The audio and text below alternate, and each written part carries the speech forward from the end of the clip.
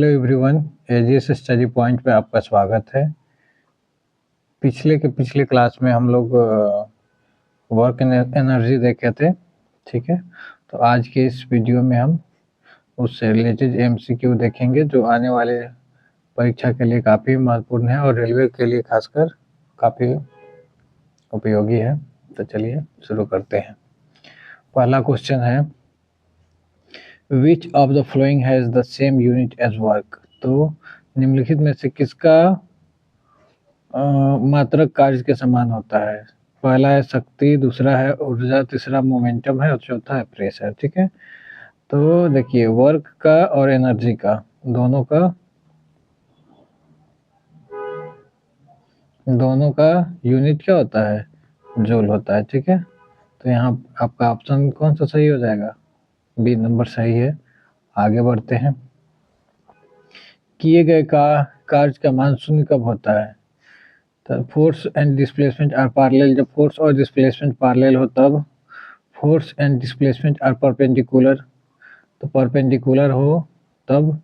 जब force act in direction of motion, जब force direction के दिशा मतलब कि मोशन के दिशा में ही हो, ठीक है, तब नेट काम जीरो होगा। या जब डिस्प्लेसमेंट मैक्सिमम हो।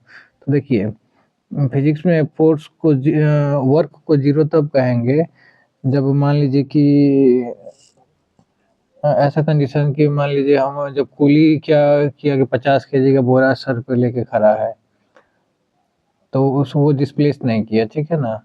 चाहे ऐसा भी कहें कि जब परपेंडिकुलरली फोर्स लगे तो नेटवर्क कितना होगा, जीरो होगा। यानी कि ऑप्शन नंबर बी यहाँ पे आपका सही है। चलिए आगे बढ़ते हैं।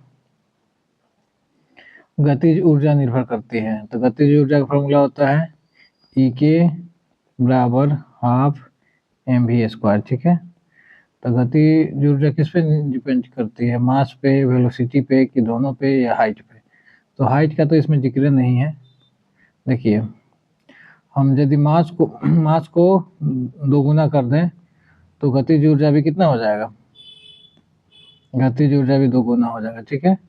और यदि हम वेलोसिटी को दोगुना कर दें, इसको दोगुना करें तो ये कितना हो जाएगा, चूंकि स्क्वायर है तो 4 गुना हो जाएगा, ठीक है। तो ये दोनों पे डिपेंड करता है, मास पे भी और वेलोसिटी पे भी, ठीक है। आगे चलिए, स्थितिज ऊर्जा का सूत्र क्या होता है। तो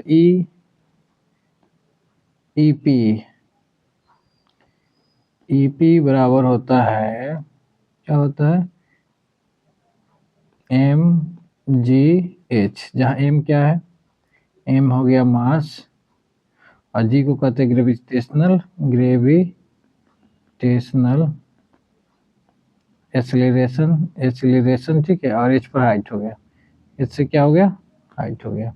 यानी कि ऑप्शन नंबर बी आपका यहाँ पे सही है। आगे चलिए, गुरुत्वाकर्षण के विरुद्ध किया गया काम।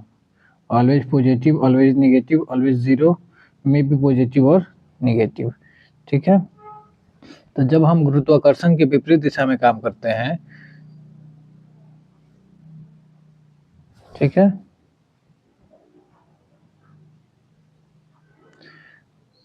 तो हमें वस्तु को ऊपर उठाना पड़ता है और गुरुत्वाकर्षण नीचे की ओर खींचता है, लेकिन हम ऊपर की ओर बल लगाते हैं। इसलिए बल इसमें क्या होता है, ऊपर की ओर होता है और विस्थापन भी ऊपर की ओर ही होता है, मतलब कि दोनों एक ही दिशा में होता है।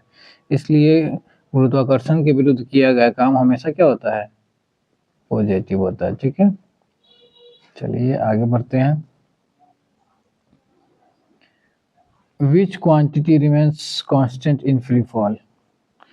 तो मुक्त पतन में कौन सी राशि स्थिर रहती है, kinetic energy, potential energy, total mechanical energy और मोमेंटम।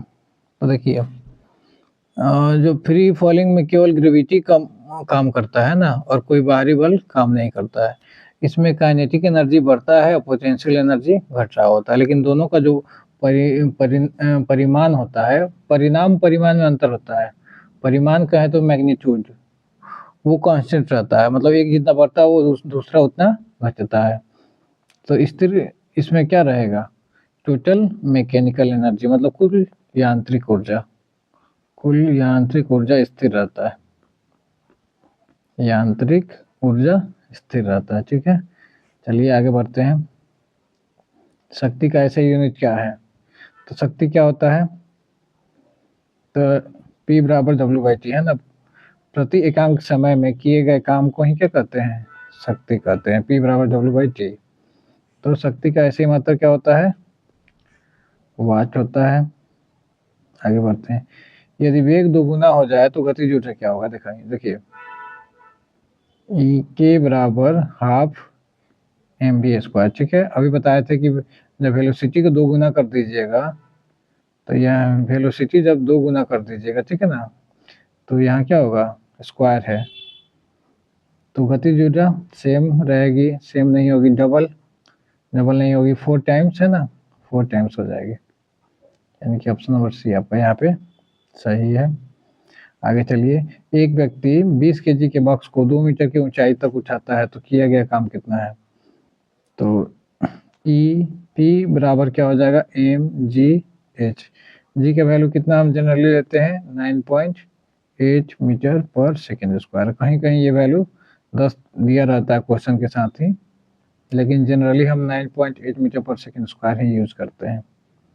तो मास है 20, ये 9.8 कर लीजिए, दशमलव जाएगा तो नीचे 10 हो जाएगा, यहाँ 2 हो गया। ठीक है, इतना जूल। 1 0 से 1 0 गया, तो यहाँ 98 में कितना से गुना हो जाएगा? 4 से, इतना जूल हो जाएगा। यानी कि 32 के 2 और 36 3 39, ओवरऑल 392 जूल हो जाएगा। ठीक है, आगे बढ़ते हैं। शक्ति को परिभाषित किया जाता है। Power is defined as work done per unit time, energy use per unit mass, force per unit area और एनर्जी पर यूनिट चार्ज। तो क्या होगा? Work done per unit time. यानी कि ऑप्शन नंबर ए आपका सही है यहाँ पे 10 नंबर का। आगे बढ़ते हैं।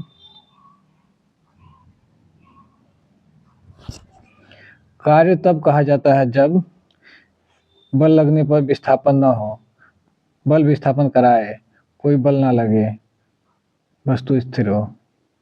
तो देखिए कार्य F बराबर W बराबर Fs होता है ना, फोर्स लगाने पे डिस्प्लेसमेंट हो, है ना, यानी कि ऑप्शन नंबर बी आपका सही है। डिस्प्लेस होगा तभी कहा जाएगा कि काम हुआ है, नहीं होगा तो, डिस्प्लेस नहीं हुआ तो काम नहीं हुआ है। कार्य का मात्रा क्या होता है? वाट। तो वाट शक्ति का होता है जूल, जूल ही होता है ना। W बराबर क्या होता है? Fs, फोर्स का न्यूटन, और इस डिस्प्लेसमेंट का मीटर, है ना। एक न्यूटन मीटर बराबर होता है 1 जूल, है ना, याद रखिएगा इसको। घर्षण के विरुद्ध किया गया काम हमेशा पॉजिटिव होता है, हमेशा नेगेटिव होता है, 0 होता है, कांस्टेंट होता है। तो चलिए, तो फ्रिक्शन जो होता है, घर्षण, हमेशा मोशन की विपरीत दिशा में काम करता है ना। तो वर्क और डिस्प्लेसमेंट एक दूसरे की विपरीत दिशा में होंगे, तो इस कंडीशन में थीटा का वैल्यू कितना हो जाएगा? 180। ठीक है, तो इसमें हम जब W बराबर Fs यूज करेंगे, Fs cos थीटा, ठीक है, तो cos 180 यूज करेंगे तो ये हो जाएगा, Fs तो रहेगा ही, cos 180 का वैल्यू क्या हो जाएगा? -1, यानी कि W बराबर क्या हो जाएगा? -Fs, यानी कि किया गया काम क्या होगा? हमेशा नेगेटिव ही होगा। ठीक है, चलिए आगे बढ़ते हैं। 1 जूल, अभी बताए थे कि 1 जूल बराबर होता है 1 न्यूटन मीटर। ठीक है, यानी कि ऑप्शन नंबर बी। शक्ति होती है तो P बराबर क्या होता है? W/T, मतलब work done in respect to time, यानी कि ऑप्शन नंबर बी आपका यहाँ पे सही है। आगे चलिए। शक्ति का मात्रा क्या होता है? न्यूटन, जूल, वाट, पास्कल, यानी कि वाट होगा। ठीक है, गतिज ऊर्जा निर्भर करता है, ये क्वेश्चन रिपीटेड है। तो गतिज ऊर्जा ये मास और वेलोसिटी दोनों पे निर्भर करता है, मतलब द्रव्यमान पे भी और वेग पे भी, है ना। आगे, वेग कितना गुना होने पर के ई मतलब कि काइनेटिक एनर्जी 4 गुनी हो जाएगी। तो देखिए के ई लिखिए चाहे ई के लिखिए, है ना, बराबर हाफ एम वी स्क्वायर, है ना। तो काइनेटिक एनर्जी 4 गुना होने के लिए वेग को कितना गुना होना पड़ेगा? 2 गुना होना पड़ेगा, है ना।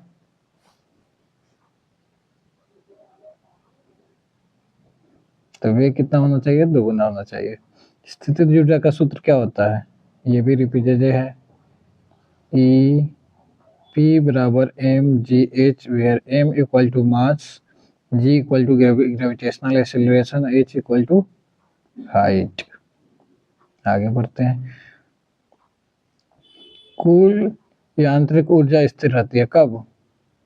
मुक्त पतन में। अभी देखे थे हम, है ना।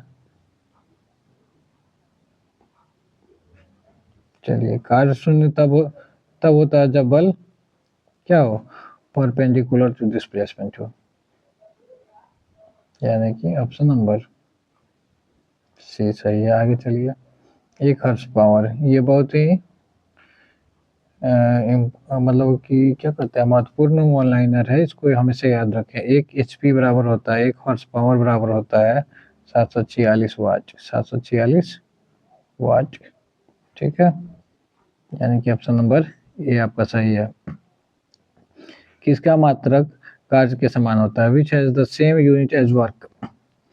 एनर्जी, वर्क कहिए चाहे एनर्जी कहिए, दोनों का यूनिट क्या होता है? जूल होता है।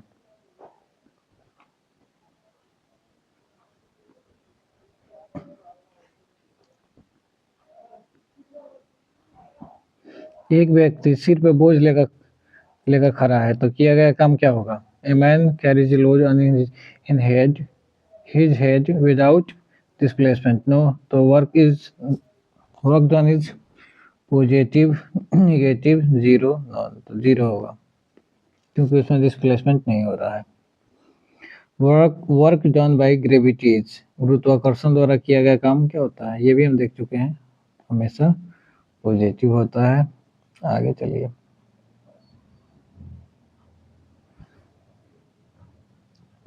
निम्नलिखित में से कौन ऊर्जा नहीं है? Which of the following is not energy? Kinetic, potential, momentum, chemical. तो केमिकल एनर्जी भी होता है, लेकिन ये मोमेंटम कोई एनर्जी नहीं है।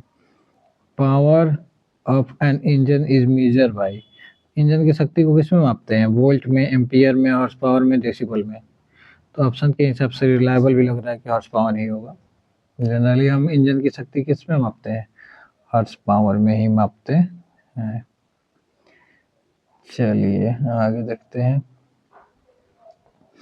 एक व्यक्ति 10 केजी वजन को 2 मीटर उठाता है तो किया गया काम क्या होगा?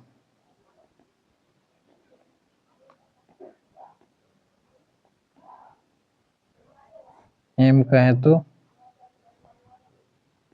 10 केजी, 2 हाइट हो गया 2, और ये 9.8 रखिए, दशमलव जाएगा तो कट जाएगा,